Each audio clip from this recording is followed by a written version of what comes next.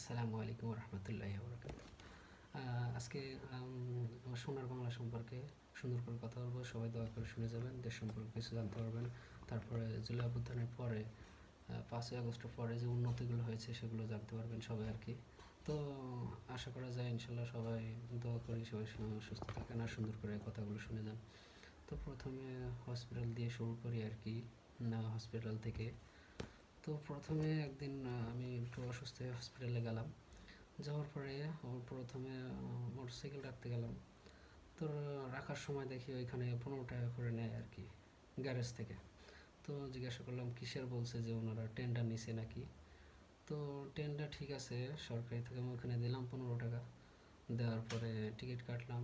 Ticket কাটার পরে গেলাম হসপিটালের ভিতরে। 10 টাকা 12 টাকা করে আর কি সরকারি টিকিট। তো সরকারি হসপিটালে গেলাম, আপনার মেডিকেলে। যাওয়ার পরে ডাক্তারের জন্য ওয়েট করতে হলো 10-11টার দিকে।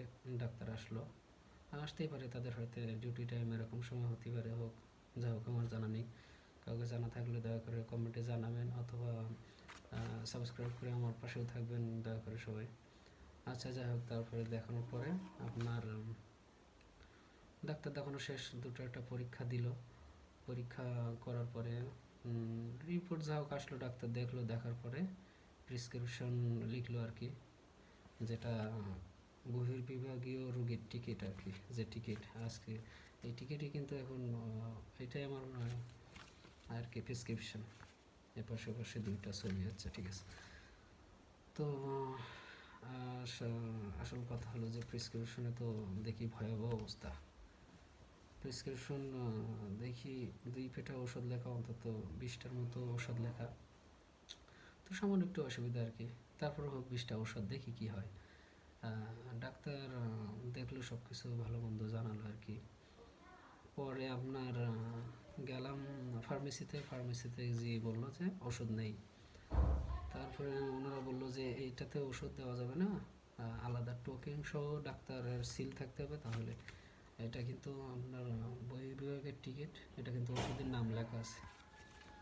তো খেয়াল করে দেখলাম আর কি, সব কিছু আপনার প্রাইভেট কোম্পানির যে ঔষধগুলো সেগুলো লেখা আছে। প্রাইভেট কোম্পানির যে ঔষধ, এইগুলো কিভাবে একটা সরকারি ডাক্তার মেডিকেলের ভিতরে বসে, সরকারি হাসপাতাল, তারা লেখে কিভাবে লেখে? তো ওনাদের কাছে জিজ্ঞাসা করলাম, ওনারা বলতেছে ওষুধ থাকে না, ওষুধ নেই। তা না থাকুক, আমি ভাবলাম যে, আমি বুঝলাম যে ঔষধ নেই, ওকে। তারপর ঔষধ না থাকার পরেও তো আপনার থাকবে, যে গ্রুপের নাম থাকবে, সরকারি যে ঔষধগুলো, এগুলো কিন্তু সব আমি দেখছি নাম লেখা আছে ফ্লোরোলাক, মানে যেগুলো প্রাইভেট কোম্পানির আর কি, নাফা এক্সটেন্ডেড, এগুলো কিন্তু সরকারি হসপিটালের কোনো ওষুধের নাম না, সবগুলো বেসরকারি কোম্পানির ওষুধের নাম। তো জিজ্ঞাসা করার পরে বলে যে এই সমস্যা ওই সমস্যা, এগুলো ওগুলো ওষুধ থাকে না মাসের শেষের দিকে, আপনি মাসের প্রথমে আসেন ঔষধ পাবেন। তো ডাক্তারকে জিজ্ঞাসা করলাম কী অবস্থা স্যার, এরকম বলে যে যা দিছি এগুলোর মতো খেয়ে দেখো, ঠিক হয়ে যাবে। হ্যাঁ, তো আমার একটা প্রশ্ন, যে জুলাই অভ্যুত্থানের পরে কী উন্নতি হলো তাহলে বাংলাদেশে? শুধু হসপিটাল না, স্কুল কলেজ দেখেন, আগে যেই প্রাইভেট পড়া লাগতো সেই প্রাইভেট পড়া এখনও লাগে।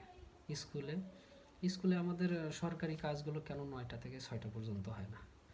সরকারি কাজ যখন 9টা থেকে 6টা পর্যন্ত হবে, তখন তো আর ওনারা বাইরে যাওয়ার সুযোগ সুবিধা পাবে না। কিন্তু এটা করে না, আসলে আমি জানি না কিসের জন্য করে না, কোনো সরকারের উদ্যোগও নেয় না। যাক, সেটা আশা করা যায়, আমার এটা খুব গভীরভাবে আমার জানার প্রয়োজনও মনে করি না। তারপর আমার দেশ হিসেবে আমি একটু আর কি ভাবতে পারি, কথা বলতে পারি, সেই হিসাবে আজকে ভিডিওটা তৈরি করলাম। তো দেখেন, একটা হসপিটালের অবস্থায়, ভূমি অফিসে একদিন গেছিলাম, আসলে কত কথা বলবো। ভূমি অফিসে যাওয়ার পরে বলে যে কাগজপাতি সব অন্য জেলায় গেছে, বিভাগে গেছে, তো আপনি আমার কাছে কিছু দিনের জন্য দেন, আমি করে দিতে পারবো।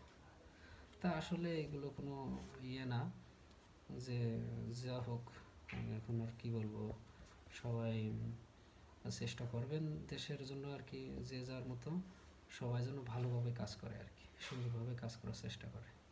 আমাদের যে সরকারি কাজগুলো, রাস্তাগুলো দেখেন, 1 বছর 2 বছর না যাইতে যাইতে নষ্ট হয়ে যায়, এগুলো তো ঠিক না।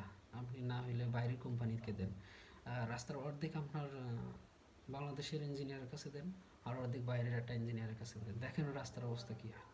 যদি ওইটা টেকসই না হয় তারপরে বলা যাবে যে বাংলাদেশের মাটি খারাপ, আমাদের দেশের এ টেকসই হয় না, নিচে ডেবি যায়, রাস্তার গাড়ির ওজন বেশি নিয়ে চলে, গাড়ির ওজন ছাড়া আমরা রাস্তা বেশি শক্ত করে বানাবো আর কি।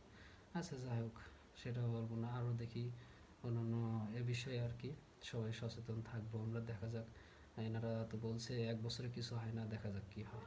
জুলাই অভ্যুত্থানে 5ই আগস্টে আপনার পর থেকে আমরা তো আশাবাদী যে সব কিছু ইনশাল্লাহ ভালো হবে, কিন্তু এই একটা বছর হয়ে গেল কিছুই ভালো হয় না, তারপরেও দেখা যাক ইনশাল্লাহ ভালো হবে, আশা করা যায় সামনে।